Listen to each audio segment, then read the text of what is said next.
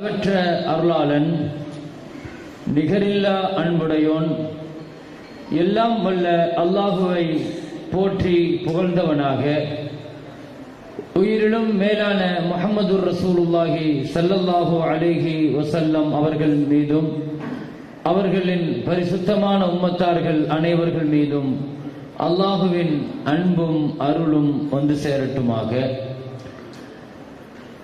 நமது ஸ்கூலின் சார்பாக நடத்தப்படுகிற இந்த பயனுள்ள சூரா அல் கஹ்ஃபினுடைய அற்புதங்கள் குறித்த தகவல்களை இங்கே மாணவ மாணவிகள் மிக அழகாக அந்த கஹ்ஃபினுடைய அத்தியாயத்திலே சொல்லப்பட்டிருக்கிற கருத்தாளமிக்க செய்திகளை சொற்களாக, செயல் வடிவங்களாக, காட்சிகளாக மிக அழகாக இங்கே மாணவர்களை மாணவிகளை உருவாக்கி மேடையில் பிரசன்ட் செய்திருக்கிற சங்கைக்கும் மரியாதைக்கும் உரிய ஆசிரிய பெருந்தகைகளே, கல்லூரியினுடைய பள்ளிக்கூடத்தினுடைய மரியாதைக்குரிய உஸ்தாது பெருந்தகைகளே, பேராசிரிய பெருமக்களே, நிர்வாக பெருமக்களே, மாணவிகளே, மாணவியர்களே, பெற்றோர்களே,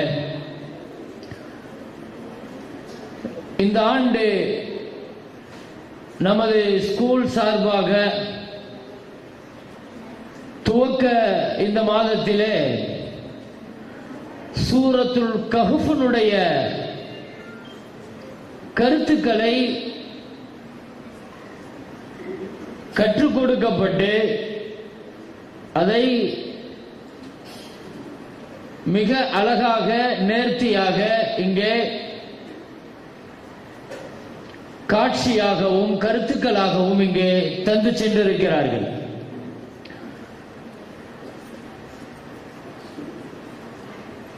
இதனுடைய நிறைவிலே சூரத்துல் கஹ்ஃபினுடைய அற்புதங்கள் என்ற ஒரு கருப்பொருளிலே சில கருத்துக்களை உங்களோடு நான் பகிர்ந்து கொள்ள வேண்டும். ஆரம்பமாக ரொம்ப ஆச்சரியமாக இருந்தது, அழகாகவும் இருந்தது. குர்ஆனுடைய கருத்துக்களை ஒரு வரலாற்று பின்னணி கொண்ட சூறாவை எடுத்துக்கொண்டு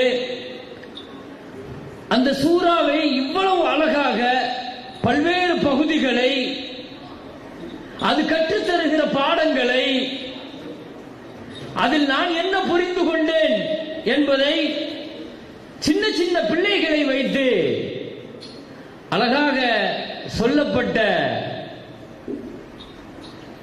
அற்புதமான இந்த கருத்துக்கள் என்னை மிகுந்து ஆச்சரியப்படுத்தியது. நான் உங்களிடத்திலே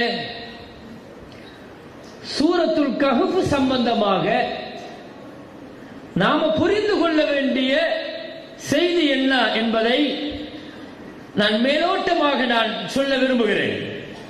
முதலாவது நீங்க விளங்கிக்கங்க, சூரா அல் கஹ்ஃப் என்பது 18வது அத்தியாயம். அது அந்த சூறாவில 4 வரலாறுகள் சொல்லப்படுகிறது. சூரா அல் கஹ்ஃப்ல சொல்லப்படுகிற வரலாறுகள் 4 வரலாறுகள் சொல்லப்படுது. இந்த 4 வரலாறுகளில் முதலாவதாக குகைவாசிகளுடைய வரலாறு இந்த சூரா பேசுகிறது. அதை மையப்படுத்தித்தான் இந்த சூறாவுக்கு இந்த பெயர் வைக்கப்பட்டிருக்கிறது. கிட்டத்தட்ட இந்த சூரா எப்படி 18வது சூறாவோ அத்தியாயமோ அதே போல இந்த சூறால அல்லாஹு தஆலா குகைவாசிகளுடைய வரலாறுகளை 18 வசனங்களில் அல்லாஹ் பேசுகிறான். 18 வசனங்கள் சூரா அல் கஹ்ஃபை பற்றி பேசுகிறது. அம் ஹஸிபத அன்னா ஸஹாபல் கஹஃப் அப்படின்னு ஆரம்பிக்கும். குலில்லாஹு அஅலமு பிமா லபிஸு அப்படின்னு சொல்லுகிற கடைசி வசனம் 18வது வசனம். இந்த வசனத்தோடு அல்லாஹ் தஆலா முடிப்பான்.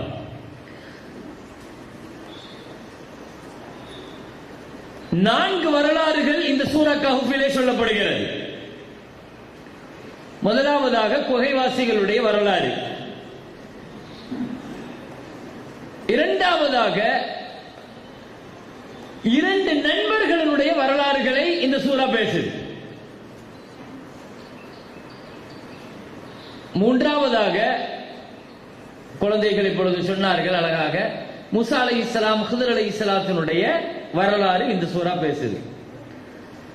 நான்காவது இந்த சூரா பேசுகிற நான்காவது வரலாறு ஜுல்கர்னைன் அப்படின்னு ஒரு அரசரை பத்தி இந்த சூரா பேசுது. இந்த சூரா இந்த நான்கு அடுக்குகளை கொண்டது. நீங்க சூரத்துல் கஹ்ஃப புரிஞ்சுக்கணுங்கிறதுக்காக சொல்றேன். நான்கு வரலாறுகள் தான் இந்த சூறாவை முழுக்க முழுக்க ஆக்கிரமித்து நிற்கிறது. இந்த நான்கு வரலாறுகளுக்கு இடையில என்ன தொடர்பு? ஒரு பெரிய தொடர்பு இருக்குது. நீங்க அதை விளங்கணும். குகைவாசிகள், இரண்டு நண்பர்கள், மூசா அலைஹிஸ்ஸலாம் ஹிதர் அலைஹிஸ்ஸலாத்தினுடைய வரலாறு, ஜுல்கர்னைன். இந்த நான்கு வரலாறுகளுக்கும் இடையில உள்ள தொடர்பு என்ன? அதுக்கு முன்னால நான் இன்னொரு செய்தியை சொல்லிடுறேன். குர்ஆன் என்பது அது வரலாற்று நூல் கிடையாது, வரலாற்று மட்டுமே பேசாது. குர்ஆன் என்பது அதுல சட்டங்கள் இருக்கும். குர்ஆன் என்பது சட்டங்கள் இருக்கும். குர்ஆன் அதே மாதிரி உதாரணங்களை பேசும் குர்ஆன், வரலாறுகளை பேசும் குர்ஆன். ஒவ்வொன்றுக்கும் குர்ஆன் பேசுவதற்குடைய காரணம் இருக்குது. வரலாறுகளை ஏன் பேசுகிறது குர்ஆன்? வரலாற்றை பேசுவதனுடைய நோக்கம் படிப்பினை பெற வேண்டும். வரலாறுங்கிறது தான் வாழ்க்கைக்கான நிறைய பாடங்களை சொல்லும். எனவேதான் அல்லாஹ் அந்த வரலாற்றை சொல்லும் போது அல்லாஹ் இப்படித்தான் ஆரம்பிப்பான். நஹ்னு நகுஸ்ஸு அலைக நபஅஹும் பில் ஹக். சத்தியமான ஒரு வரலாற்றை நாம சொல்ல போறோம் அப்படின்னு தான் அல்லாஹ் ஆரம்பிப்பான். நாம வரலாறு சொல்ல போறோம், நம்ம கதை சொல்ல போறோம் அப்படின்னு அல்லாஹ் சொல்லுகிற அந்த வசனம் நஹ்னு நகுஸ்ஸு அலைக நபஅஹும் பில் ஹக். சரி, இப்போ நான் இங்க என்ன சொல்ல வரேன்? இந்த சூரா அல் கஹ்ஃபுடைய நான்கு வரலாறுகள், நீங்க அந்த நான்கு வரலாறுகளை முன்வாங்கணும். நான்கு வரலாறும் ஒரு மைய புள்ளியில போய் ஒன்னு சேரும். நான்கு வரலாற்றுக்குள்ளும் ஒரு மைய புள்ளி இருக்கிறது. நான் வரலாற்றுக்கு உள்ள, நான் பார்டர் லைனை தான் நான் பேசுறேன். வரலாற்றுக்குள்ள என்ன இருக்குதுங்கிறத அதுக்கு பின்னால் அதனுடைய பாடங்களை பார்ப்போம். இந்த நான்குக்கும் உள்ள ஒரு ஜாயிண்டிங், ஒரு கனெக்ஷன், ஒரு மைய புள்ளியில எல்லாம் ஒண்ணு சேருது பாருங்க. அது என்னங்கிறத முதல்ல விளங்கணும். ஏன்னா அல்லாஹ் எந்த வரலாறுகளை சொன்னாலும் அந்த வரலாறுகளை அல்லாஹ் சொல்றதுக்கு காரணம் இருக்கும். ஒரு வரலாறு எவ்வளவு தூரம் தேவையோ, என்ன தேவையோ அந்த பார்டரை மட்டும்தான் அல்லாஹ் லைன் பண்ணுவான். எல்லா வரலாறுகளையும் அல்லாஹ் பேச மாட்டான். நீங்க ஒண்ணே ஒண்ணு குர்ஆனை பத்தி தெரிஞ்சுக்கணும். குர்ஆனுடைய வரலாறுகளை பொறுத்த வரையில ஒரு நபியினுடைய வரலாறு ஆர்டரா இருக்குதுன்னா, ஆரம்பத்திலிருந்து கடைசி வரைக்கும் இருக்குதுன்னா அப்படி ஒரே ஒரு வரலாறு மட்டும்தான். தெரியும் தானே? சொல்லுங்க பாப்போம், எந்த வரலாறு? குர்ஆன்ல மூசா நபி வரலாறு வருது, ஈசா நபியினுடைய வரலாறு வருது. 25 நபிமார்களை பத்தி அல்லாஹ் சொல்றான். அந்த 25 நபியில சுமார் ஒரு 13 நபிமார்களுடைய வரலாறுகளை தான் அல்லாஹ் பேசுறான். அந்த 13 நபிமார்களுடைய வரலாறுகள் ஒரு 5 நபிமார்களுடைய வரலாறை தான் நிறைய பேசுவான் அல்லாஹ். இந்த 25 நபியில ஒரே ஒரு நபியினுடைய வரலாறு அல்லாஹ் என்ன செய்வான்னா, ஆரம்பத்துல இருந்து ஆரம்பிச்சு கடைசி வரைக்கும் ஆர்டர் ஆகும். தெரியுமா? சும்மா சொல்லுங்க, தப்பா இருந்தாலும் பரவாயில்ல. இல்ல, யூசுப் அலைஹிஸ்ஸலாத்தினுடைய வரலாறு தான் குர்ஆனிலேயே அல்லாஹ் வரிசையாக சொல்லுவான். அவர் வாழ்க்கையில என்ன நடந்துச்சோ, எப்படி ஆரம்பிச்சுச்சோ, சின்ன வயசுல இருந்து, வாலிபத்துல இருந்து, அடுத்து அவர் சிறைக்கு போனது, சிறையில் இருந்து வெளியே வந்தது, ஆட்சி கட்டில ஏறினது, பின்னால வாழ்க்கை முடிகிறது, பிரிஞ்ச சகோதரர்கள் சேர்றது, பிரிஞ்ச பெற்றோர்களோடு சேர்றது. இந்த வரலாறு முழுசா சொல்றதும் ஆண்டரா அல்லாஹ் சொல்றதும் அஹ்ஸனல் கஸஸ் அப்படின்னு சொல்லுவார். வரலாற்றினுடைய நோக்கம் என்னன்னா, சரித்திரங்களை அல்லாஹ் சொல்றதனுடைய நோக்கம் என்னங்கிறத நீங்க அந்த யூசுப் நபியினுடைய வரலாறை பார்க்கலாம். அல்லாஹ் ஆரம்பிக்கும் போது என்ன சொல்லுவான்? அஹ்ஸனுல் கஸஸும்பா, அழகான சரித்திரம் சொல்லுவான். முடிக்கிற பொழுது லகத் கான ஃபீ கஸஸிஹிம் இப்ரத்துல் லிஉலில் அல்பாப், அறிவாளிகளுக்கு இந்த வரலாறுகளில் படிப்பினை இருக்கிறது, பாடம் இருக்கிறது. கடைசி வசனத்தில் அல்லாஹ் முடிப்பான். நான் எதுக்கு சொல்றேன் தெரியுமா? வரலாறுகளை பேசுறது அல்லாஹ்வுடைய நோக்கம் அல்ல, சரித்திரங்களையும் சம்பவங்களையும் சொல்றது குர்ஆனுடைய நோக்கம் அல்ல. எது தேவையோ, என்ன தேவையோ, எவ்வளவு தேவையோ அதை மட்டும் தான் அல்லாஹ் லைன் பண்ணுவான்.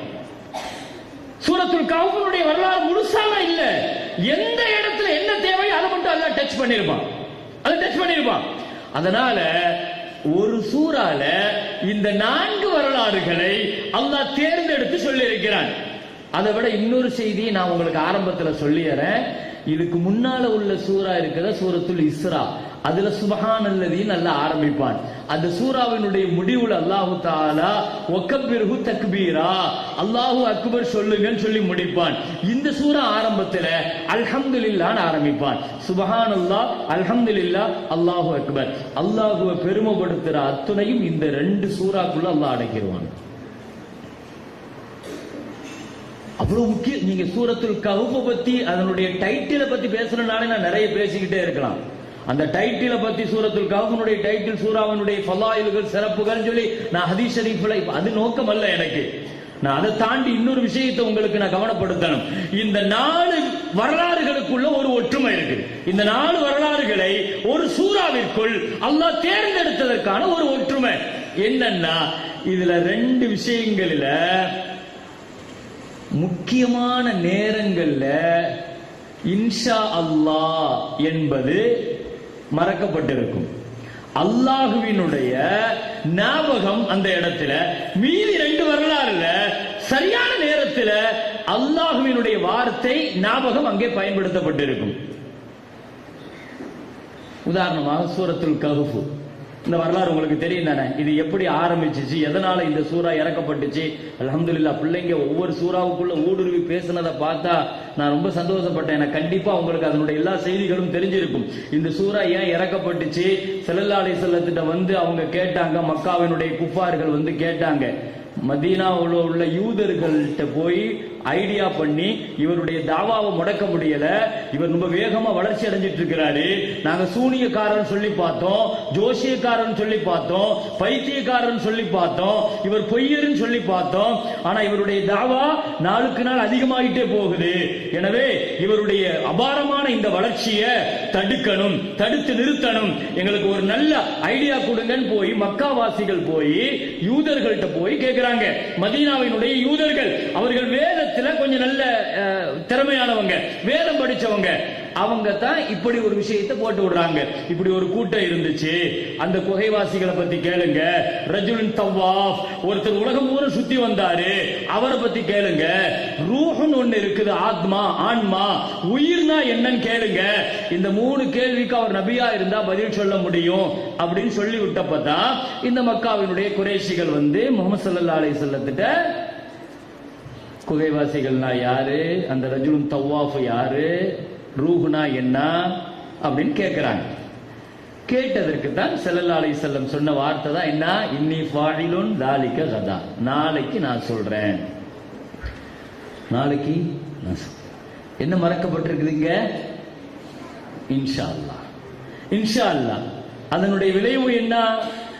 15 நாள் வஹி நிறுத்தப்பட்டுச்சு. 15 நாள் என்ன செய்யல? வஹி வரல. 15 நாள் வஹி இந்த பூமிக்கு தடுக்கப்பட்டுச்சு, இன்ஷா அல்லாஹ்ங்கிற ஒரு வார்த்தையை சொல்லாததுனால. சரியா? இப்போ இந்த இடத்துல நான் நிறுத்துறேன், இந்த பாயிண்ட்ல நிறுத்துங்க. நான் சம்பவத்துக்குள்ள போகல. இன்ஷா அல்லாஹ் அடுத்த சரித்திரத்துக்கு நீங்க வாங்க. இந்த வதரிபுலஹும் மஸலர் ரஜுலைன், 2 பேர்கள், அதுல ஒருத்தருக்கு வசதி வாய்ப்பு, தோட்டம் துறவுகள், 2 தோட்டம் இருந்துச்சு அப்படின்னு அல்லாஹ் சொல்றான் இல்லையா இந்த வரலாற்றுல? இதை நான் உங்களுக்கு விவரிக்கல. ஒருத்தரை குஃபரோடு வாழ்ந்தார், காஃபிரா, இன்னொருத்தர் முஸ்லிமா அல்லாஹ்வுக்கு கட்டுப்பட்டு வாழ்ந்தார். வசதி வாய்ப்புகளுடன் இருந்தார் இல்லையா? அவரு என்ன மறந்தாரு? அல்லாஹ் சொல்றான் ஒலவுலா இது தகல்த ஜன்னத்தக குல்த மாஷா அல்லாஹ் லா குவத்த இல்லா பில்லாஹ். என்ன மறந்துட்டாரு? மாஷா அல்லாஹ் லா குவத்த இல்லா. அல்லாஹ் என்ன சொல்றான்? உன் தோட்டத்துக்குள்ள, உன் வசதி வாய்ப்புக்குள்ள நீ உள்ள நுழையும் போது நீ என்ன சொல்லி இருக்கணும்? மாஷா அல்லாஹ் லா குவத்த இல்லா பில்லாஹ் தானே சொல்லி இருக்கணும். என் திறமையால உண்டாச்சு.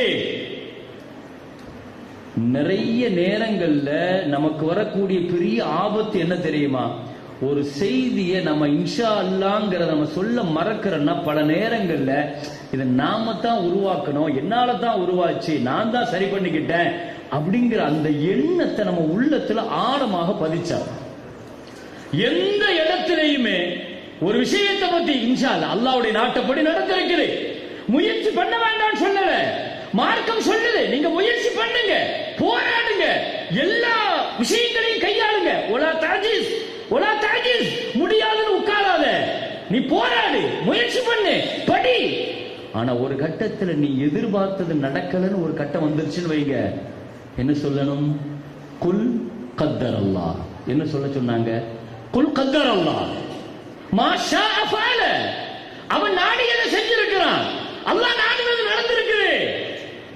அப்படித்தான் நம்ம சொல்லணும். நம்ம முயற்சி பண்றது தப்புன்னு சொல்லல. தன்னம்பிக்கையையும் இறை நம்பிக்கையையும் சரியான முறையில கொண்டு போய் நிறுத்தணும். நம்ம என்னால மட்டும்தான் முடியும். ஸல்லல்லாஹு அலைஹி வஸல்லம் சொன்னாங்களா இல்லையா? லவ் அன்னி ஃபால்து லகான கதா கதா. நான் போய் செஞ்சிருந்தா இதை முடிச்சிருப்பேன், நான் அந்த இடத்துல இருந்திருந்தா நான் அதை பார்த்திருப்பேன், நான் மட்டும் என்ன மட்டும் இப்படி பேசுறோமா இல்லையா? இப்படி பேசக்கூடாதுங்கிறாங்க ஸல்லல்லாஹு அலைஹி வஸல்லம். இந்த வார்த்தை சரி. அப்ப மாணவிகளுக்கும் மாணவர்களுக்கும் நான் என்ன சொல்லிக் கொள்றேன்னா, முயற்சிகள் போய் ஒரு கட்டத்துல தோற்கிற பொழுது நம்ம என்ன சொல்லணும்? அல்லாஹ் நாடினது நடந்திருக்குது. அல்லாஹ் நாடினது. ஈசா நபி, ஈசா அலைஹிஸ்ஸலாம் ஒரு காட்டு வழியா போயிட்டு இருந்தாங்களாம். காட்டு வழியா போகும்போது தூரத்துல உயரத்துல ஒரு குருவி ஒண்ணு பறந்துச்சான். அந்த குருவியை பார்த்து ஈசா நபி பார்த்தாங்க. அல்லாஹ்வுடைய நபி தானே. அல்லாஹ் நபிமார்களுக்கு பல நேரங்கள்ல அல்லாஹ் அந்த அறிவையும் ஆற்றலையும் அல்லாஹ் கொடுக்கிறான். கீழே வேடன் பெரிய வலையை விரிச்சு வச்சிருக்கிறான் அதை பிடிக்கிறதுக்காண்டி. அது சிரிச்சுக்கிட்டே போச்சான். என்ன சொல்லுச்சான்? எனக்கு இறைவன் கொடுத்திருக்கிற பார்வை, எவ்வளவு உயரத்துல நான் பறந்தாலும் கீழே ஊர்ந்து சென்ற சின்ன எறும்பு கூட என் கண்ணுக்கு பெருசா தெரியும் அப்படின்னு சொல்லிச்சான். இவன் இவ்வளவு பெரிய வலையை விரிச்சு வச்சிருக்கிறான், நான் மாட்டுவனான்னு சொல்லிச்சான். அவன் போயிட்டாரு. போயிட்டு மாலையில திரும்ப வரும்போது இந்த குருவி வலைக்குள்ள மாட்டிக்கிட்டான். உள்ள கிடந்து அடிச்சுட்டு கிடக்குது. கேட்டாங்களா, காலையில தானே இவ்வளவு ஆனா டைலாக் எல்லாம் பேசுன, எனக்கு பார்வை தெரியுமா, எனக்கு இருக்கிற திறமை தெரியுமா, நான் மாட்டுவானா, நான் சிக்குவானா? அது சொல்லுச்சான். அரபியில் இந்த வார்த்தையை சொல்லுவாங்க, லவ் கதர ஃபஅமியல் பஸர். அல்லாஹ்வுடைய விதி முடிஞ்சிருச்சுன்னா பார்வை குருடாயிடும் போல தெரியுது அப்படின்னு சொல்லிச்சான். என்ன அர்த்தம் இதுக்கு? நம்மளுடைய திறமைகள் பல நேரங்கள்ல போய் தோற்கிற பொழுது நம்ம என்ன செய்யணும்? அல்லாஹ்ட்ட அதை ஒப்படைச்சா நம்ம திறமைய. அப்படி ஒப்படைச்சாதான் நம்ம ரிலாக்ஸா எந்த டென்ஷன் இல்லாம இருக்க முடியும். பல பேர்கள் இன்னைக்கு நீட்ல பெரிய அளவுல மார்க்கை எதிர்பார்த்து, பிளஸ் டூல எதிர்பார்த்து, 10th எதிர்பார்த்து, நம்ம இரவு பகலா படிச்சிருப்போம், ராத்திரி பகலா படிச்சிருப்போம், பெரிய அளவுல அதுக்காக எஃபெக்ட் கொடுத்திருப்போம். ஆனா நம்ம எதிர்பார்த்த மார்க் வரல, நல்லதான் படிச்சோம், வரலன்னா கடைசி நிமிஷத்துல நம்ம என்ன சொல்லணும்? மாஷா அல்லாஹ் நாடுறது நடந்திருக்குது அப்படின்னு சொல்லி முடிக்கணும். சூரத்துல் கஹ்ஃப் சொல்லுகிற வரலாறு அதுதான். ரொம்ப முக்கியமான நேரத்தில் அல்லாஹ்வை மறக்க கூடாது. இன்னி ஃபாயிலுன் ஸாலிக கதா, நாளைக்கு சொல்றேன் நாங்க ஸல்லல்லாஹு அலைஹி வஸல்லம். சொல்ல முடிஞ்சுச்சா? 15 நாள் ஆயிடுச்சு. அப்படிதானே? தான் வீட்டுக்குள்ள போகும்போது மாஷா அல்லாஹ் லா குவத்த இல்லா பில்லான்னு சொல்லல. அல்லாஹ் அந்த தோட்டத்தை அல்லாஹ் அழிச்சான், ஒண்ணுமில்லாம ஆக்கிட்டான். வஹீத பிஸமரிஹி ஃபாஸ்பஹ யுகல்லிபு கஃபைஹி, அது அப்படியே அல்லாஹ் புரட்டிட்டான். சரி, இரண்டாவது வரலாறு. மூணாவது வரலாறு, மூசா அலைஹிஸ்ஸலாம் ஹித்ர் அலைஹிஸ்ஸலாத்தினுடைய இதுல போறாங்க. ஹித்ர் அலைஹிஸ்ஸலாம் தான் உஸ்தாது, மாணவர் யாரு? மூசா அலைஹிஸ்ஸலாம். என் கூட நீங்க பொறுமையா இருக்க முடியாதுங்க, வரம் அப்படின்னு சொன்னாங்க. மூசா அலைஹிஸ்ஸலாம் என்ன சொன்னாங்க? சதஜிதுனி இன்ஷா அல்லாஹு சாபிரன் ஒலா அசீல காம்பரா. இன்ஷா அல்லான்னு சொல்லிட்டாங்க. அதான் நாடுனா சரியா? சரி, மூணாவது. நாலாவது துல்கர்னைன் அலைஹிஸ்ஸலாத்தினுடைய வரலாறு. துல்கர்னைன் யாரு? இவர் செஞ்ச புரட்சி என்ன? இதனுடைய வரலாற்றினுடைய கருத்தாளமிக்க பாடம் என்ன? இது இரண்டாவது. நான் இந்த லைனை மட்டும் முதல்ல நான் தெளிவுபடுத்தியறேன். பிரம்மாண்டமான சுவர் கட்டினார். பிரமிக்கத்தக்க 2 மலைகளுக்கு மத்தியில இரும்பு பாலங்களை கட்டினார் துல்கர்னைன். மக்கள் எல்லாம் பார்த்து புகழ்ந்தாங்க. இவ்வளவு பெரிய பிரம்மாண்டமான பாலத்தை கட்டிட்டீங்க, இது கியாமத்து வரைக்கும் இது இருக்கும், இதை யாராலும் ஒண்ணும் செய்ய முடியாது அப்படின்னு பேசினப்ப அந்த துல்கர்னைன்ங்கிற ஒரு பொறியியல் இன்ஜினியர் அவர் சொன்ன வார்த்தை, ஹாதா ரஹ்மத்தும் மிர் ரப்பி, இது என் திறமையெல்லாம் ஒண்ணுமில்ல, என் ரப்பு எனக்கு கொடுத்த அருள் கொடை அப்படின்னு சொன்னார். இந்த 4 வரலாறுகளையும் அல்லாஹ் சொல்றதனுடைய நோக்கம் என்னன்னா, இந்த இடத்துல இந்த 4 வரலாறுகளை நீங்க நிறுத்தணும். சரியா? இந்த 4க்குமான ஒற்றுமை. நான் இரண்டாவது இன்னொரு ஒற்றுமையை நான் சொல்றேன். சூரா அல் கஹ்ஃபுனுடைய இந்த 4 சம்பவங்களை அல்லாஹ் இங்கே வரிசைப்படுத்தி இருப்பதனுடைய இன்னொரு முக்கியமான விஷயம் என்னன்னா, நபி ஸல்லல்லாஹு அலைஹி வஸல்லம் சொன்னாங்க, இந்த ஹதீஸ் உங்களுக்கு தெரியும், மன் ஹஃபில் 10 ஆயாத்தி மின் அவ்வலி சூரத்தில் கஹ்ஃப் உஸிம மினத் தஜ்ஜால்.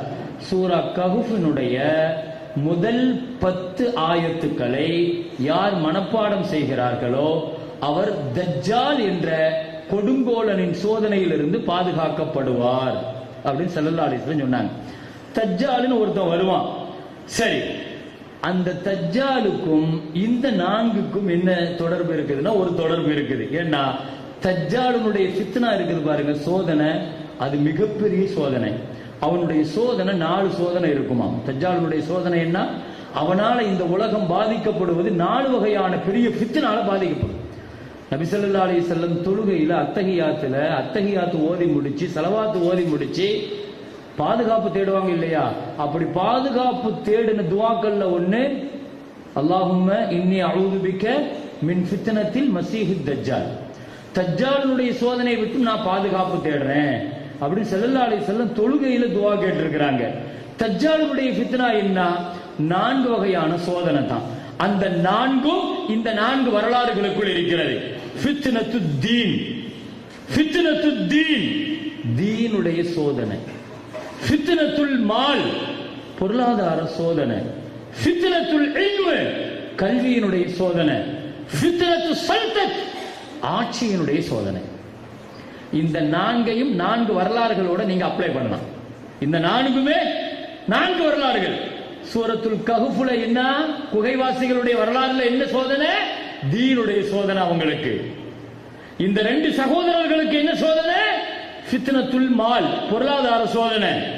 மூசா அலைஹிஸ்ஸலாத்துடைய என்ன சோதனை? ஃபித்னத்துல் இல்ம், கல்வியினுடைய சோதனை. அங்க துல்கர்னைன் என்ன சோதனை? ஃபித்னத்து ஸல்தத், ஆட்சியினுடைய சோதனை, அரசனுடைய சோதனை.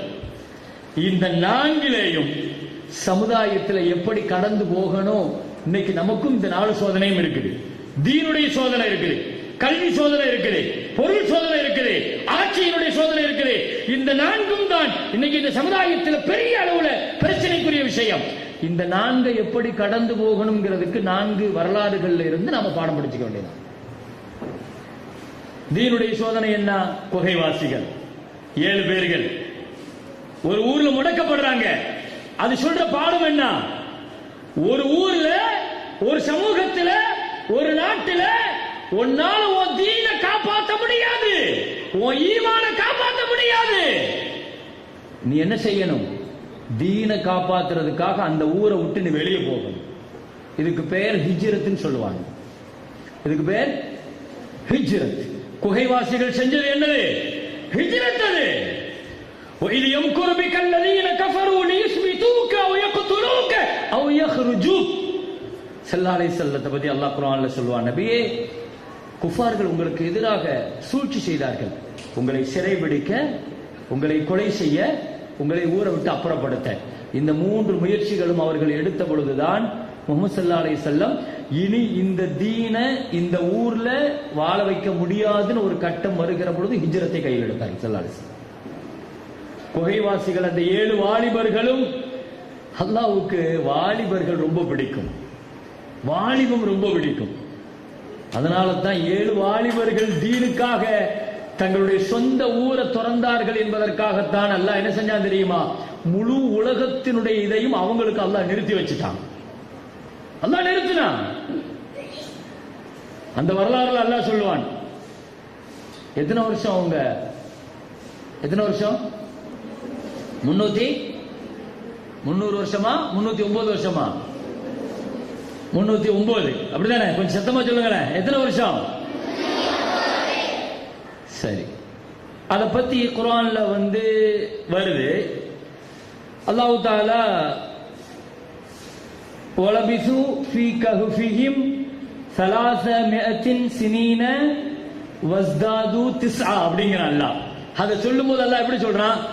309க்கு அரபியில எப்படி சொல்லுவோம்னு யாருக்காவது தெரியுமா? 309 தானே சொல்றீங்க? 309க்கு அரபியில எப்படி சொல்லணும் தெரியுமா? இருக்காது. சரி, 300ங்கிறது 300. 300ங்கிறது என்னது? 300. ஓ 90 சொல்லணும். 9 என்ன? 9 தானே? அப்படிதானே? 309 தானே சொல்லணும். இப்ப அல்லாஹ் அதை எப்படி சொல்றான் தெரியுமா? 390 அல்லாஹ் சொல்ல மாட்டான். நீங்க பாத்தீங்கன்னா குர்ஆன்ல வலபிசு ஃபீ கஹ்ஃபிஹிம், அவர்கள் குகையில தங்கினார்கள். 300 சினீன வஸ்தாது 9, 300 வருஷமோ ஒரு 9 வருஷமோ. 9 அல்லாஹ் பார்த்து தனியா கலட்டுவான். என்ன காரணம் தெரியுமா? இதுல ஒரு பெரிய அளவுல சயின்டிபிக் இருக்கு. அதுல ஒரு பெரிய சயின்ஸ் பேசுது. 309 சொல்லிட்டு போக வேண்டியதானே? அல்லாஹ் 300 பிளஸ் 9ங்கிறான். அல்லாஹ் வஸ்தாது 9 அர்த்தம் 300 பிளஸ் 9 அப்படிங்கிற அல்லாஹ். ஏன் பிரிச்சு சொல்றான் அல்லாஹ்? அங்க எதுக்கு அல்லாஹ் பிளஸ் போட்டான்? அந்த 9 அல்லாஹ் பிளஸ் பண்ணி தனியா ஏன் அல்லாஹ் காட்டினா? இங்கதான் கவனிக்கணும். சூரிய காலண்டரையும் சந்திர காலண்டரையும் அல்லாஹ் இங்க ரெண்டையும் மேட்ச் பண்ணிட்டான். அல்லாஹ் சூரிய கணக்குப்படி 300 வருஷம்னா சந்திர கணக்குப்படி எவ்வளவு ஆச்சு? 9 வருஷம் கூடும். ஒரு வருஷத்துக்கு சூரியனுக்கும் சந்திரனுக்கும் டிஃபரண்ட் எத்தனை நாள்? 10ல 11. 10 அல்லது சரிதானே? புரியுது தானே?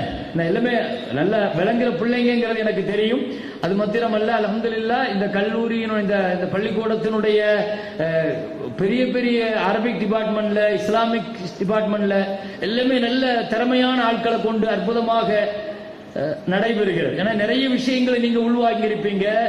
மார்க்கம் சம்பந்தமான ஒரு பெரிய அட்வான்டேஜ்ல அல்ஹம்துலில்லாஹ் நல்ல ஒரு அப்டேட்டாக நிறைய விஷயங்கள் உங்களுக்கு சொல்லி தரப்படுதுங்கிறது தெரியும். அதனால தான் எல்லா இடங்கள்லையும் எல்லா விஷயங்களையும் போய் பேசுகிறது இல்லை.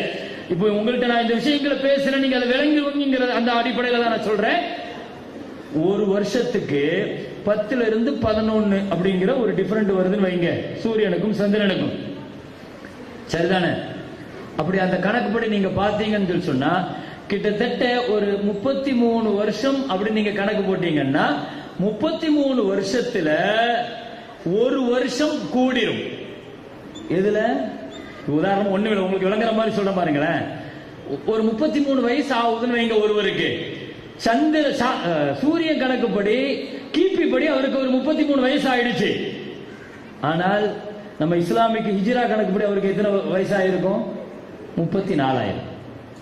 ஒரு வருஷம் என்ன செஞ்சிடும்? கூடி. 100 வருஷத்துக்கு 3 வருஷம் கூடும். 33 வருஷத்துக்கு ஒரு வருஷம் கூடும். 100 வருஷத்துக்கு 3 வருஷம் கூடும். 300 வருஷத்துக்கு 9 வருஷம் கூடும். அல்லாஹ் அக்பர். அல்லாஹ் தஆலா காலக்காட்டியாக அல்லாஹ் வச்சிருக்கிறது மவாகீத்து லின்னாஸ். அல்லாஹ் குர்ஆன்ல சொல்லும்போது அல்லாஹ் எதை சொல்றான்? அல்லாஹ் காலக்காட்டின்னு அல்லாஹ் சொல்றது எதை சொல்றான்? சந்திரனைத்தான் அல்லாஹ் சொல்றான். அப்ப சந்திரனை மையப்படுத்தியதுதான். அதனால தான் ஹிஜ்ராவுடைய. எனவே நீங்க சூரிய கணக்குக்கு போனா 300 வருஷம், சந்திர கணக்குக்கு போனா 309 வருஷம். எனவே குகைவாசிகள், அப்ப நான் இத என்ன சொல்ல வரேன்? குகைவாசிகளுடைய வரலாறுகள்ல அது சொல்லி தருகிற முழுக்க முழுக்க பாடம் என்னன்னா, ஃபித்னத்து தீன். அது அவங்களுக்கு தீன்ல சோதனை வந்துச்சு, மார்க்கத்துல சோதனை வந்துச்சு, தன் தீனை பாதுகாக்க வேண்டிய கட்டாயம் இருந்துச்சு.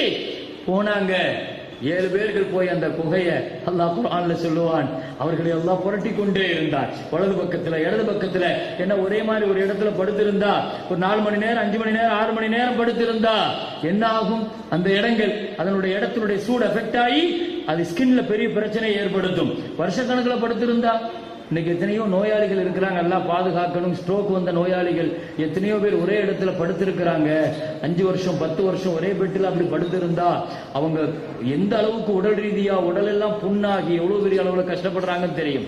அல்லாஹ் தஆலா 309 வருஷம் அந்த 7 வாலிபர்கள் அல்லாஹ் படுக்க வச்சான். ஒன்னு கல்லி குகும் லாத்தில் யமீன் வதாத்து ஷிமால், அவர்களை வலது பக்கம் இடது பக்கம் அல்லாஹ் புரட்டி கொண்டே இருந்தான். அல்லாஹ்வுடைய பெரிய அற்புதம் அது. எனவே உள்ள இருக்கிற அந்த வரலாறுகளுடைய உள்ள அற்புதங்களை எல்லாம் இங்கே ஒவ்வொரு மாணவிகளும் அழகாக சொன்னீர்கள். நான் இங்கே சொல்லுவது ஃபித்னத்து தீன், குகைவாசிகளுடைய வரலாற்றில் தீனுடைய சோதனை பெருசா உண்டு. நான் இன்னொரு செய்தியை நான் அதுல சொல்றேன். பின்னால ஸல்லல்லாஹு அலைஹி வஸல்லத்துடைய காலகட்டத்தில் ஒரு சின்ன ஆர்குமெண்ட் வந்துச்சு, தர்க்கம். என்ன தர்க்கம்னா, குகைவாசிகள் எத்தனை பேர் அப்படிங்கிற ஒரு தர்க்கம் வந்துச்சு. அந்த தர்க்கத்துல சயகூலுன ஸலாஸத்துன் ராபிஉஹும் கல்புஹும் வயகூலுன ஹம்ஸத்துன் சாதிஸுஹும் கல்புஹும் வயகூலுன சபஅத்துன் வசாமினுஹும் கல்புஹும். 3 கருத்து வந்துச்சு. அவங்க 3 பேரு 4வது நாய், அவங்க 5 பேரு 6வது நாய், அவங்க 7 பேரு 8வது நாய். நாய் உண்டு இல்ல அதுல நான் சரி. இப்போ இந்த 3 கருத்து வந்துச்சு இல்லையா, அவங்க எத்தனை பேருன்னு அல்லாஹ் நினைச்சிருந்தா சொல்லியிருக்கலாம் தானே. ஆனா சொன்னானா? 7 பேருங்கிறது ஹதீஸ்ல இருந்து நிரூபணமாச்சே தவிர குர்ஆன்ல இருந்து நிரூபிக்கப்படல. குர்ஆன்ல 7 பேர் அல்லாஹ் சொல்லவே இல்லை. டிபேட் நடக்குது. 3 பேரா 5 பேரா 7 பேரா தர்க்கம் நடக்குது. அல்லாஹ் என்ன சொன்னா? குர்ரப்பி ஆலமு பிஇத்ததிஹிம், அவங்க எண்ணிக்கை அல்லாஹ்வுக்கு தெரியும். பொலா துமாரி ஃபீஹிம், நீங்க போட்டு அதை போட்டு தர்க்கம் பண்ணிக்கிட்டு போயிட்டே இருந்தான் அல்லாஹ். பொலா தஸ்தஃப்தி ஃபீஹிம் மின்ஹும் அஹதா, நீ ஒண்ணு பெரிய ஃபத்வா கொடுத்து 3 பேரா 5 பேரா 7 பேரா எண்ணிக்கை என்ன ஆக போகுது? அல்லாஹ் இங்க 2 கருத்து சொல்றான். முதலாவது என்னன்னா, கருத்து வேறுபாடுகள்ங்கிறது இருக்கத்தான் செய்யும். கருத்து வேறுபாடுகள் அல்லாஹ் நினைச்சிருந்தா அதுக்கு முற்றுப்புள்ளி வச்சிருக்கலாம் இல்லையா? ஒரு புள்ளி வச்சு இத்தனை பேருன்னு சொல்லிட்டா முடிஞ்சு போச்சு. ஆனா அல்லாஹ் அப்படி சொல்லல. கருத்துக்களுக்கு அல்லாஹ் விசாலமா இடம் கொடுக்கிறான். இன்னொரு பக்கத்துல தேவையில்லாத தர்க்கம். இந்த குவான்டிட்டியில என்ன தர்க்கம் இருக்குது? 7 பேரா இருந்தா உனக்கு என்ன, 5 பேரா இருந்தா உனக்கு என்ன, 3 பேரா உனக்கு, இந்த மாதிரியான தர்க்கங்கள் தான் நம்ம சமுதாயத்துல. நான் இன்னொரு செய்தியை நான் சொல்றேன். ஸ்பெயினுடைய வரலாறு உங்களுக்கு தெரியும். கிட்டத்தட்ட 600 வருஷத்துக்கு மேல இஸ்லாமிய ஆட்சி. ஆனா இன்னைக்கு சுத்தமா தொடச்செறிஞ்சிட்டாங்க அந்த ஸ்பெயின்ல. நீங்க போய் திரும்பிய பக்கம் எல்லாம் ஒரு காலகட்டத்தில் பள்ளிவாசல்களாக இருந்து ஜொலிச்ச அந்த ஸ்பெயின்ல இன்னைக்கு முஸ்லீம்கள் இத்தனை வருஷம் ஆட்சி செய்த வரலாறு அடையாளம் கூட இல்லாம தொடச்சிட்டாங்க. அந்த ஸ்பெயினை பிடிப்பதற்காக கிறிஸ்தவர்கள் படையெடுத்து உள்ளே நுழைகிற பொழுது ஸ்பெயினுடைய பள்ளிவாசல்கள்ல முஸ்லிம்களுக்கு மத்தியில நடந்து கொண்டிருந்த தர்க்கம் என்னன்னா, குகைவாசிகள் நம்பர் எத்தனை, எண்ணிக்கை எத்தனை தான் தர்க்கம் நடந்துட்டு இருந்துச்சா. இந்த தர்க்கங்கள் இவங்க சின்ன சின்ன விஷயங்கள்ல பள்ளிவாசலுக்குள்ள இப்படி தர்க்கம் பண்ணிட்டு இருந்தா அவன் மொத்தமா இஸ்லாத்தினுடைய வேறையே பிடுங்கி தொடச்சி எறிஞ்சிட்டான். பள்ளிவாசல்களாக மதரசாக்களாக இருந்தது ஸ்பெயின்ல இன்னைக்கு விபச்சார விடுதிகளாக இன்றைக்கு இருக்கிறது. அல்லாஹ் பாதுகாக்கும். இந்த நிலைக்கு இந்த சமுதாயத்தில் வந்ததற்கான காரணம் என்னன்னா, ஒரு காலகட்டம் இருந்துச்சு. அதே ஸ்பெயின்ல ஒரு வாலிபன் அழுகிறான்னு சொன்னா, ஏன்பா அழுகிறேன்னு போய் அவன்கிட்ட போய் கேட்டா, நான் ஹாஃபிஸ் ஆகணும்னு ஆசைப்பட்டேன், ஆனா எங்க அம்மா எனக்கு ஜிஹாது பண்ண விடமாட்டுக்காங்க, ஹிஜ்து பண்ணிட்டு போன்னு சொல்றாங்க அப்படின்னு சொன்ன காலகட்டம் போய் பின்னால அவன் படையெடுத்து வருகிற பொழுது ஒரு இளைஞனுடைய நிலைமை எப்படி ஆயிடுச்சுன்னா, அவன் அழுதா, நான் இந்த பெண்ணை காதலிக்கிறேன், இந்த பெண்ணை தான் கல்யாணம் முடிக்கணுங்கிற இஸ்லாமிய இளைஞன் என்னைக்கு போதைக்கும் பெண்ணுக்கும் பின்னால் போக ஆரம்பித்தானோ, மிகப்பெரிய சாம்ராஜ்யமான 18 வயது இளைஞனான தாரிகால் உருவாக்கப்பட்ட அந்த ஸ்பெயினுடைய சாம்ராஜ்யம் அதே இளைஞர்கள் வழி தவறியதால் அந்த ஒட்டுமொத்த நாட்டையும் இந்த சமுதாயம் இழந்து போனது. நான் ஏன் இளைஞர்களை இப்படி முன்னிறுத்தி பேசுறேன்னா, குகைவாசிகள்ங்கிறது இளைஞர்களுடைய வரலாறுங்கிறதுனால தான் அல்லாஹ் இவ்வளவு ஆச்சரியமாக அல்லாஹ் பேசுகிறான். அல்லாஹ்வுக்கு இளைஞர்கள் ஒரு விஷயத்தை கையில் எடுத்து அல்லாஹ்வுக்கு ரொம்ப பிடிக்கும். இளைஞர்களுக்கு அல்லாஹ் பெரிய அளவில் உதவி செய்வான். இந்த தீனினுடைய அடிப்படை இளைஞர்களால் தான். நஸரனி அஷ்ஷபாப், நஸரனி அஷ்ஷபாப் ஸல்லல்லாஹு அலைஹி சொன்னாங்க, என் தீனுக்கு உதவியா இருந்தவங்க இளைஞர்கள் நாங்க ஸல்லல்லாஹு அலைஹி வஸல்லம். சின்ன சின்ன பிள்ளைங்க எல்லாம் 18 வயசு 16 வயசு 20 வயசு, ஆண்களும் தான் பெண்களும் தான், ஆண்களும் தான் பெண்களும் தான். சின்ன சின்ன வயசுல இந்த தீனை தூக்கி நிறுத்தினாங்க. சின்ன பிள்ளைன்னு நினைக்கிறோம். ஸல்லல்லாஹு அலைஹி வஸல்லத்தினுடைய டிரான்ஸ்லேட்டர் யாரு, முத்தரஜிம் யாரு, 13 வயசு பிள்ளை ஸைத் ரலியல்லாஹு. மதீனாவுக்கு தாயா அனுப்புறாங்க, தன்னந்தனியா அனுப்புறாங்க. முஸஅப் ரலியல்லாஹு வயசு எத்தனை, 20 வயசு. யமனுக்கு ஆளுநரா அனுப்புனாங்க, முஆத் ரலியல்லாஹு வயசு எத்தனை, 18 வயசு. பெரிய படை, ரோமை எதிர்த்து தளபதி உசாமா ரலியல்லாஹு வயசு எத்தனை, 17 வயசு. வரலாறு நெடுகிலும் இந்த சமுதாயத்தை தூக்கி நிறுத்தினது பிள்ளைகள் தான், இளைஞர்கள் தான். இளைஞர்களுடைய பிடியை விட்டு இந்த சமுதாயம் எப்ப தளர்ந்துச்சோ இந்த சமுதாயம் கீழே விழ ஆரம்பிச்சிட்டு. இளைஞர்கள் கையில இருந்த வரைக்கும் இந்த சமுதாயம் பெரிய அளவுல இருந்துச்சு. நம்மளுடைய கடந்த கால வரலாறு, இப்ராஹிம் அலைஹிஸ்ஸலாம் தௌஹீதினுடைய பிரச்சாரத்திற்காக நெருப்புல தூக்கி போடப்பட்டாங்க. வயசு எத்தனை, 70 வயசா, 17 வயசு. இமாம் புகாரிங்கிற கிதாபை தரும்போது வயசு எத்தனை, 16 வயசு. சின்ன சின்ன பிள்ளைங்க, சின்ன சின்ன பிள்ளைங்க. இந்த சமூகத்தினுடைய மிகச்சிறந்த புரட்சியாளர்களாக இளைஞர்கள் ஒரு விஷயத்தை கையில் எடுக்கணும். 2210 ஹதீசுகளை தந்த ஆயிஷா ரலியல்லாஹு அன்ஹா வயசு எத்தனை, ஆயிஷா அம்மாவுக்கு வயசு எத்தனை. இந்த உலகத்தில் ஃபாத்திமா ரலியல்லாஹு அன்ஹா வாழ்ந்தது 28 வருஷம் தான். ஃபாத்திமா நாயகி வரலாற்று நிறைய பேசுறமே. அந்த அம்மா எத்தனை வயசு வரைக்கும் வாழ்ந்தாங்க, 28 வயசு தான் வாழ்ந்தாங்க. அதுலதான் இவ்வளவு பெரிய புரட்சி. 8 வயசுல ஸல்லல்லாஹு அலைஹி வஸல்லம் மக்காவுல தொழுதுட்டு இருக்கும்போது ஒட்டகத்தினுடைய குடலை கொண்டு வந்து தூக்கி போட்டாங்க. யாருமே தடுக்க போகல. 8 வயசு பிள்ளை பாத்திமா ஓடி போய் தூக்குறதுக்கு முயற்சி பண்ணி சுத்தி நின்று சிரிக்கிற அவர்களை கடுமையாக பேசினார்கள். அறிவில்லை அவங்களுக்கு இதெல்லாம் பேசுகிற பொழுது முஹம்மது ஸல்லல்லாஹு அலைஹி வஸல்லம் அந்த ஒட்டகத்தினுடைய குடலை தூக்க முடியாமல் கிட்டத்தட்ட 100 கிலோ இருக்கும், அசுத்தம் மேல் முழுக்க முயற்சி செய்து கொண்டிருக்கிற அந்த சின்ன பிள்ளை 8 வயசு புள்ள ஃபாத்திமா ரலியல்லாஹு அன்ஹா தூக்க முயற்சி பண்றாங்க. நபி ஸல்லல்லாஹு அலைஹி வஸல்லம் சொன்னாங்க, ஃபாத்திமா ஹம்மிரி நஹ்ரகி, ஹம்மிரி நஹ்ரகி, உன் கழுத்து திறந்திருக்கிறது ஃபாத்திமா, நீ ஸ்காஃப வச்சு மூடணும்னு சொன்னாங்க. உன்னை சுத்தி பூரா அந்நியர்கள் இருக்கிறாங்கம்மா, உன்னை சுத்தி பூரா அந்நியர்கள் இருக்கிறாங்க, காஃபிர்கள் இருக்கிறாங்க. வாப்பாவை அப்புறம் காப்பாத்திக்கலாம், நீ உன் கழுத்தை மூடுமாங்கிறாங்க. 8 வயசு பிள்ளைக்கு முஹம்மது ஸல்லல்லாஹு அலைஹி வஸல்லம் கொடுக்கிற அற்புதமான வழிகாட்டுதலை பாருங்க. அந்த வயசுல நமக்கு வரக்கூடிய இந்த உணர்வு தான் நம்ம பெரிய பிள்ளையாக ஆனாலும் கூட அந்த வாழ்க்கையில எதை இழந்தாலும் வெக்கத்தை இழந்துடக்கூடாது. ஒரு பெண்ணிட்ட அல்லாஹ்வுக்கு ரொம்ப பிடிக்கிறது வெக்கம் தான். ஒரு பெண்ணிட்ட ஃபஜாஅத் இஹ்தாஹுமா தம்ஷி அலா இஸ்திஹ்யா, அல்லாஹ் குர்ஆன்ல சொல்வான், ஷுஐப் நபியினுடைய மகள் தெருவிலே நடந்து வருகிறாள். எப்படி வந்தால் சொல்லலாம், நடந்து வந்தால் சொல்லலாம். அல்லாஹ் அப்படி சொல்லல, வெக்கப்பட்டுக்கிட்டே நடந்து வந்தாங்கிறான். வெக்கத்து மேல நடந்து வந்தா. ஏன் அல்லாஹ்வுக்கு வெக்கம் ரொம்ப பிடிக்கும். ஒரு பெண்ணிட்ட வெக்கம் அல்லாஹ்வுக்கு ரொம்ப பிடிக்கும். ஹயா போயிடுச்சுன்னா தீன் போயிடும். வெக்கத்தை விட்டுட்டுன்னு வைங்க, தீன் போயிடும், மார்க்கம் போயிடும், எல்லாமே. உஹது போர்க்களத்தில் ஒரு அம்மா முழுசா புர்காவை போட்டுட்டு ஓடி வந்து அப்படியே ஜனாசாவா தாண்டி தாண்டி வந்தா. குத்தில அஹூக், குத்தில இப்னுக், குத்தில ஜௌஜுக், உன் கணவர் ஜனாசா, உன் மகன் ஜனாசா, உன் சகோதரர் ஜனாசா. ஒரு போர்க்களத்தில் 3 பேர்கள் ஜனாசா. அந்த அம்மா அப்படியே மூடிட்டு வந்து அழுதுட்டு, இன்னால் இல்லா, இன்னால் இல்லா, இன்னால் இல்லா. ஒருத்தர் போய் கேட்டாரு, ஏம்மா இவ்வளவு பெரிய சோகம் நடந்திருக்குதுமா, நீ என்னம்மா இவ்வளவு பெரிய புர்காவை இவ்வளவு பெரிய இதை பேணிட்டு வர? அந்த அம்மா என்ன சொல்லுச்சு தெரியுமா? செத்து போனது, மௌத்தா போனது என் பிள்ளையும் என் கணவரும் என் சகோதரரும் தான். என் வெக்கம் இல்லை, என் வெக்கம் இல்லை, என் வெக்கம் இன்னும் ஹயாத்தா இருக்குது. என் வெக்கம் என்கிட்ட ஹயாத்தா இருக்கிற வரைக்கும் என் தீன் ஹயாத்தாக இருக்கும் என்கிட்டன்னு சொல்லிச்சதான். உலா யல்ரிபுன பிஅர்ஜுலிஹின்ன லியுலம மா யுஃபீன மின் ஸீனத்திஹின்ன. சூரத்து நூறுல பெண்களுக்குன்னே அல்லாஹ் சொல்லித்தர வழிகாட்டுதல்ல ஒண்ணு, பெண்களே நீங்கள் தெருவிலே நடந்து செல்லுகிற பொழுது உங்களுடைய காலின் கொலுசின் சப்தம் கூட அந்நிய ஆண்களை திரும்பி பார்க்க வைக்காத அளவுக்கு மெதுவா வச்சு நடங்க, உரமா வச்சு நடக்காதீங்க காலை.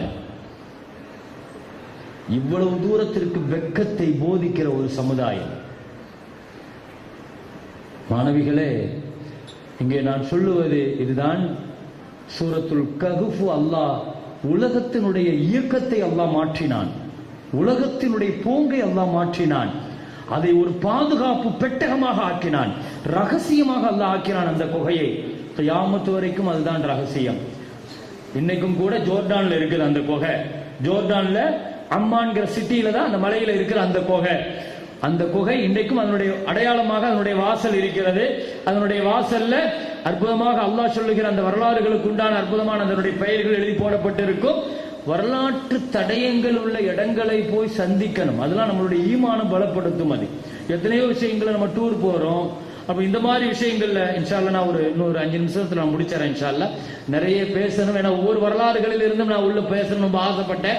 எனவே காலங்கள்ங்கிறது ரொம்ப ஒரு நெருக்கடியை தருகிறது. எனவே உங்களுக்கு காலையில இருந்து நீங்க இந்த நிகழ்ச்சியில இருப்பீங்க. நான் இந்த 4 விஷயங்களையும் நீங்க ஞாபகப்படுத்துங்க. சூரத்துல் கஹ்ஃப்ங்கிறது ஃபித்னத்துத் தீன், தீனுடைய ஃபித்னா. அடுத்து நீங்க வந்தீங்கன்னா ஃபித்னத்துல் மால், பொருளாதார சோதனைங்கிறது யாரு? மஸலர் ரஜுலை.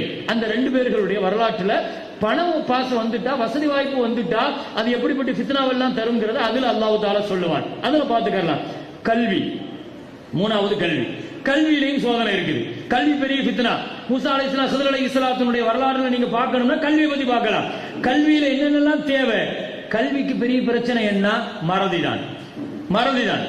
அல்லாஹ் அந்த வரலாற்றுல மூசா அலைஹிஸ்ஸலாத்துடைய வரலாற்றுல முதல்ல எதை மறப்பாங்க? அவருடைய மீனை மறப்பாரு. அப்ப என்ன சொல்லுவாங்க? லக்கத் லக்கீனா மின் சஃபரினா ஹாதா நஸபா. இந்த பயணத்துல ரொம்ப கஷ்டத்தை சந்திச்சிட்டோம்பாங்க. உண்மையில கல்வி பயணத்துல கஷ்டம் இருக்கும். கல்வி பயணத்துல கஷ்டம் இருக்கும். கஷ்டம் இல்லாம இருக்காது. மானபகி தாரிக மானபகி, நாம தேடணும் தேடணும். ஃபர்தத்தா, நீங்க தேடி போங்கங்கற அல்லாஹ். அல ஆசாரிஹிமா கஸஸா. அதை விட இன்னொரு விஷயம், ஃபவஜதா அப்தம் மின் இபாதினா. அந்த கல்வியை போய் தேடி எடுக்கிற இடம் எப்படி இருக்கணும்ங்கிறதையும் பேசுது. எல்லா இடத்திலையும் போய் கல்வியை தேடிடக்கூடாது. அல்ஹம்துலில்லாஹ் அந்த அடிப்படையில் உங்களுக்கு இப்படி ஒரு கல்வி கூடத்துல மிகச் சிறப்பாக ஒரு மார்க்கத்தை, ஒரு கல்வியை வெறுமனே அல்லாஹுவ சொல்லித்தராத கல்வி கூடம்ங்கிறது அது கல்வி கிடையாது. இதுல நீங்க தெளிவா இருக்கலாம். இந்த விஷயத்துல ரொம்ப தெளிவா இருங்க. அது வெறுமனே ஆட்சது. அல்லாஹ் இக்ரான்னு சொல்றான், படின்னு சொல்றான். படின்னு சொல்லி நிறுத்திட்டானா? இக்ரா பிஸ்மி ரப்பிக்கல் லதீ கலக். படைச்சவனுடைய பெயரை வச்சு படிக்கணும். அப்ப அல்லாஹுவ, தீன, மார்க்கத்தை இதை காட்டி நமக்கு எங்க கல்வி கிடைக்குதோ அதுதான் கல்வி கூடம். அந்த அடிப்படையில் நீங்க எல்லாம் பெரிய பாக்கியம் பெற்றவர்கள். இந்த கல்வி கூடத்துல தீன, மார்க்கத்தை முன்னிறுத்தி படிக்கிறீங்க. அல்ஹம்துலில்லாஹ். குர்ஆனை படிக்கிறதுக்காக பெரிய ஏற்பாடு, அதை மனப்பாடம் செய்ய வைக்கிறதுக்கு எங்கேயும் இல்லாத அளவுக்கு பெரிய அளவுல அதுக்காக மெனக்கிடுறாங்க, முயற்சி பண்றாங்க. நீங்க ஹாஃபில்களாக ஆயிட்டீங்கன்னா உங்களுடைய முழு கல்வி கட்டணத்தை ஏத்துக்கிறாங்க. இங்க உலமாக்கள், முதர்ரிசீன்கள், முஅzzீன்கள் என்றெல்லாம் எல்லாருடைய பிள்ளைகளுக்கும் கல்வி கட்டண சலுகைகள் கொடுக்கறாங்க. சமுதாயத்தில் பாதிக்கப்பட்டவங்க, விதவைகள் போன்ற பிள்ளைகளுக்கு மார்க்கத்தில் பெரிய அளவுல என்ன செய்யறாங்க? கல்விக்கு சலுகைகள் நடக்குது. அல்ஹம்துலில்லாஹ். பெரிய அளவுல உதவிகள் செய்கிற இப்படிப்பட்ட அல்லாஹுவை முன்னிறுத்தி, தீனை முன்னிறுத்தி, இது போன்ற குர்ஆனுடைய இல்மை முன்னிறுத்தி கற்கப்படுகிற இந்த கல்விதான் உங்களுக்கு எல்லா காலகட்டத்திலையும் பயன் தரும்.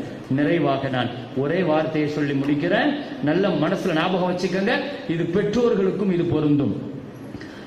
அத்திப்பு ஃபில் கானூன், மருத்துவ உலகத்தினுடைய பைபிள் என்று போற்றப்படுகிற, கொண்டாடப்பட்ட அத்திப்புங்கிற ஒரு மருத்துவ நூலை எழுதின இப்னு சீனான் ஒரு முஸ்லிம். அவர் சொன்ன வார்த்தை, உங்க பிள்ளைகளை டாக்டர் ஆக்குங்க, இன்ஜினியர் ஆக்குங்க, துறை சார்ந்த அறிஞர் ஆக்குங்க, எல்லா துறைக்கும் கொண்டு வாங்க. ஆனால் ஒரே ஒரு நிபந்தனை, அந்த பிள்ளையினுடைய முதல் கல்வி குர்ஆனுடைய கல்வியாக இருக்கணும்.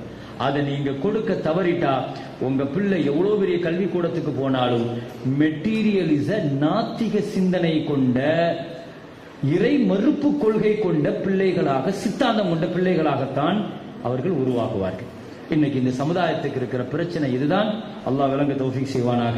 வாஹிரு தஅவானா அல்ஹம்துலில்லாஹி ரப்பில் ஆலமீன். அஸ்ஸலாமு அலைக்கும் வரஹ்மத்துல்லாஹி வபரகாத்துஹு.